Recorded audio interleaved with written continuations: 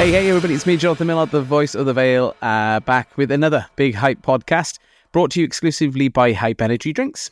Check out the links behind me somewhere or in the description below. And Bravos, protect yourself at all times with the Bravos boxing gloves and equipment. Check out their link as well below as well. But joining me tonight, all the way from Liverpool, again, another great Liverpool boxer on the app as well. Please welcome Sean Arkwright. Hey mate, it's okay. Very good, mate. How you doing? How you feeling? All good, yeah. Just got me after the run. I know, that's why I'm like, how you feeling? If you start feeling a bit like you need a Mars bar, just say. But we're in camp, so we're probably not going to have a Mars bar. So, but energy boosts have a hype. That's the other option. Probably not allowed those in camp either because there you go. Anyway, so I'll ask you the same question I ask every boxer that comes on the show, or every fighter that comes on the show now. How and why did you get involved in boxing? I've always loved boxing. It's gone right through the family. My granddad boxed, all my uncles boxed, my dad had a little go.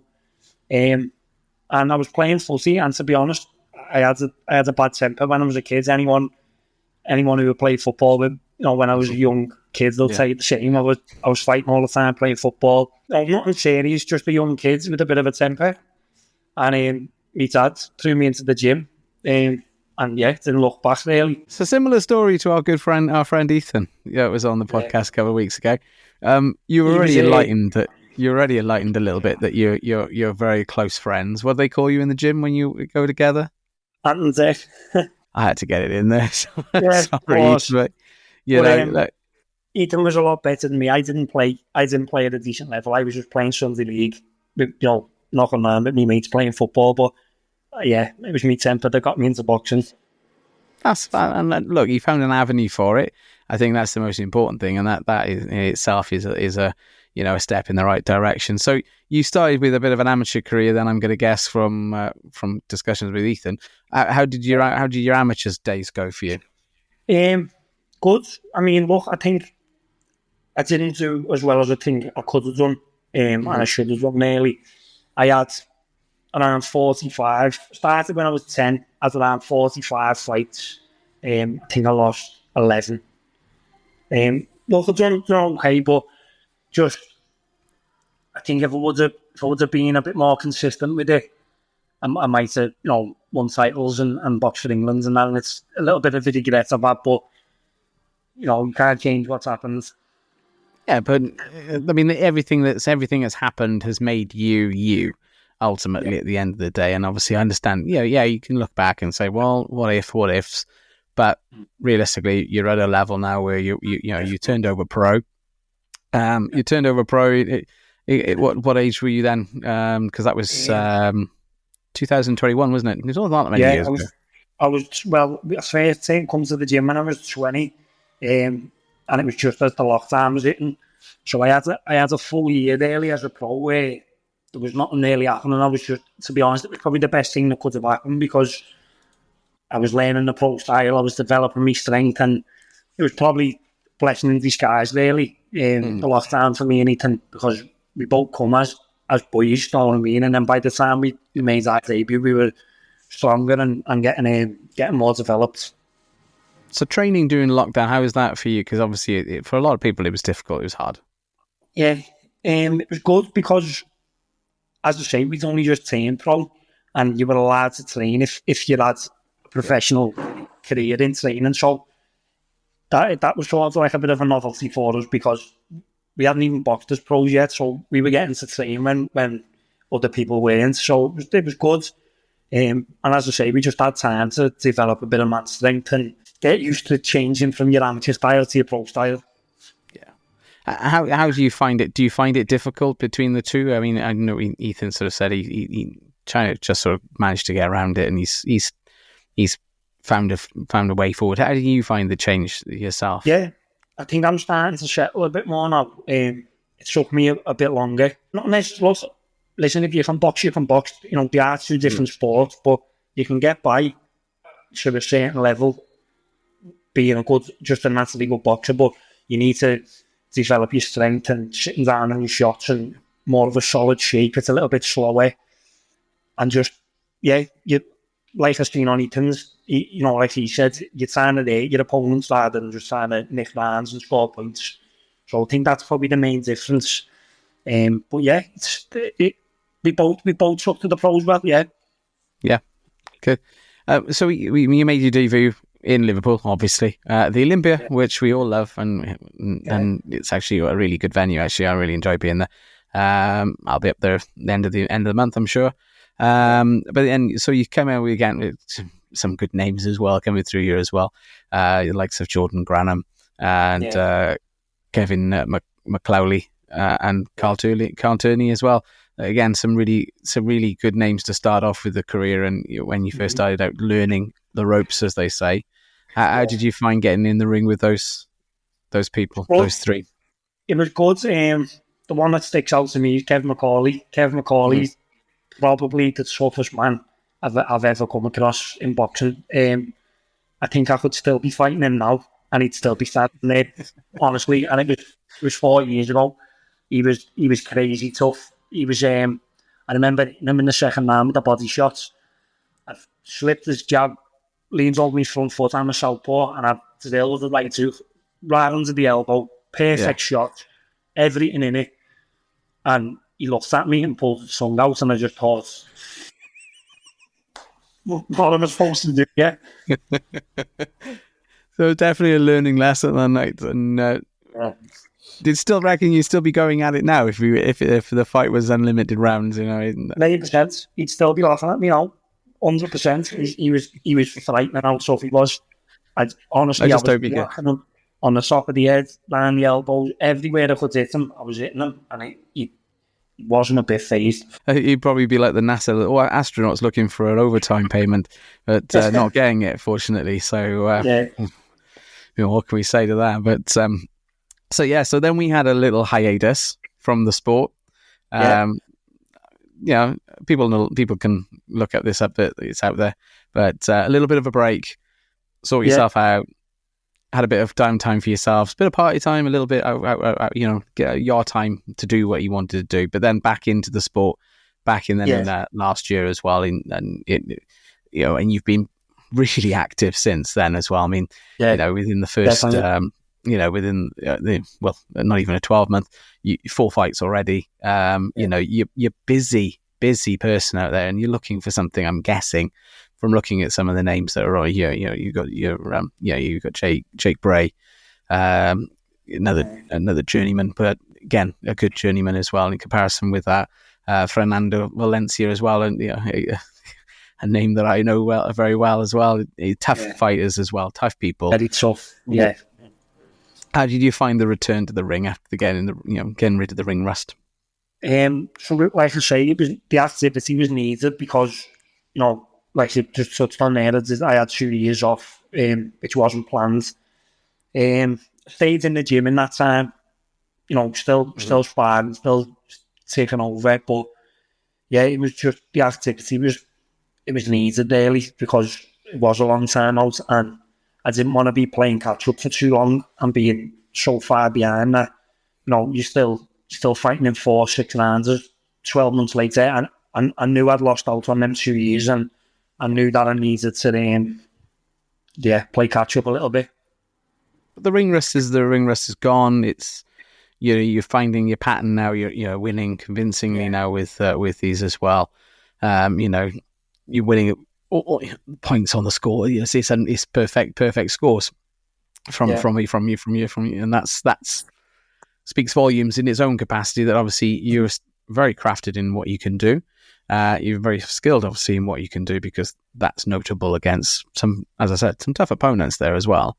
And so the next question, I suppose, is what's the next step for you? Where do we go from here?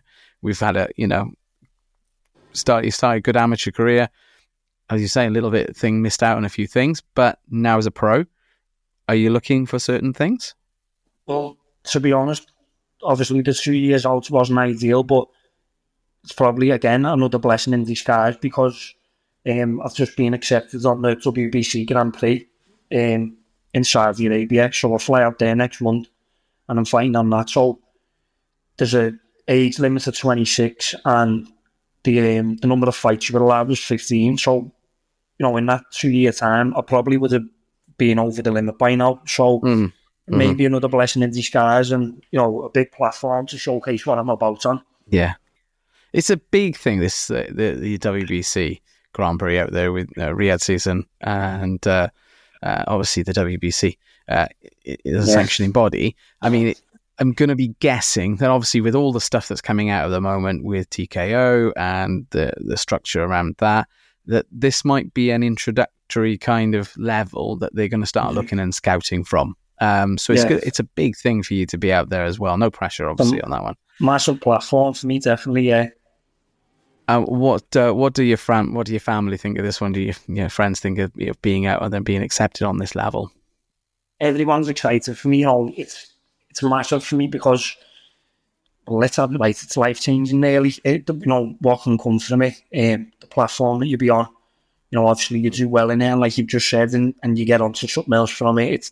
The opportunities are massive. What can come from it? So yeah, everyone's happy for me. Everyone's excited, and I can't wait as well to show what I'm about against someone who's coming to win and who's just as hungry as me. Obviously, you don't know who you're going to be pitched against either. This is the lottery of it all, I guess. The surprise is like, well, we're going to get some 50-50 fights. We're going to get probably some 60-40s, maybe some 70-30s. But whatever, I'm pretty sure that whatever you're putting to, you're going to bring that fight and you're going to give it 100%. So I think that's the exciting thing about the tournament is the opportunities that will come from it. Is you're going to see some great fights because everyone wants to win every fight, but it's changing people's lives, and I think it's going to bring even better fights out of people than what it would have been just on a normal show, because it's like, no, I want to get to the next rounds because I want, you want the bigger paycheck, you want what comes from it, so it's going to bring the best out of everyone going in, and it's going to be that exciting, yeah. Yeah, I mean, I've looked at the numbers, and we were talking about the numbers last night in the cafe with the Heads of the Valleys coach down here. We were just chatting about it and just sort of came to it and started saying, well, look at this, 20 grand for your first fight, for one fight, unranked. If you're ranked, then it goes up. I mean, how many? I don't know the side of it, but I know from other discussions with other boxers that obviously you don't get that kind of money when you're setting out in the pro limit. When you're setting as a pro boxer, you're fighting for ticket sales. You're fighting for bums on seats to make sure that you get paid, and obviously you've got to pay as well for your opponent as well, out of that purse as well, and management and coaches and everything else. So how does that sound to you as an opportunity, I guess?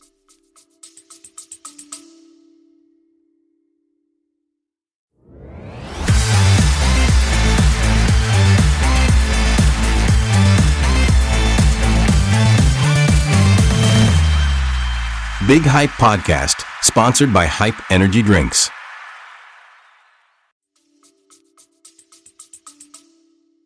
Like I say, life-changing is the only thing that that's how I keep describing it to people.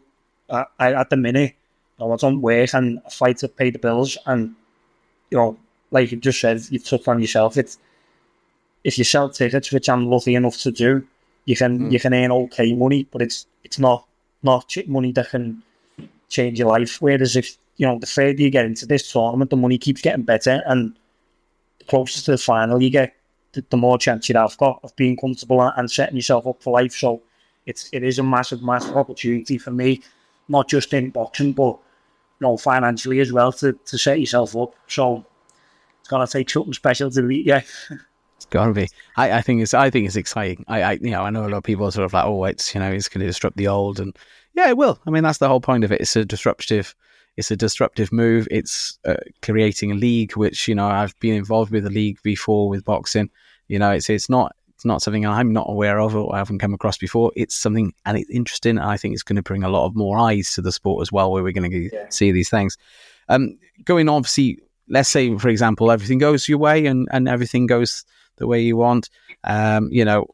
Where are we seeing Sean go in the future then after that? Is there something that you want to sort of to achieve? Is there something that stands out and says, that's what I want, that's what I'm going for?